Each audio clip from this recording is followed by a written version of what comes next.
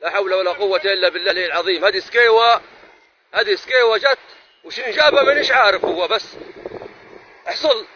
حصلوا توا، حصلوا في السيل، حصلوا في الفتحة اللي باتجاه السلفية تخش علينا من عند السد، من اتجاه السلفية، هم جايين من اتجاه السلفية، حصلوا هناك الفتحة بتاعت السد تجي التريلا بتاعتنا بتاعت بس السيارات الكبار، حصلوا توا هناك، ما عندناش ما نديروا لهم من حل.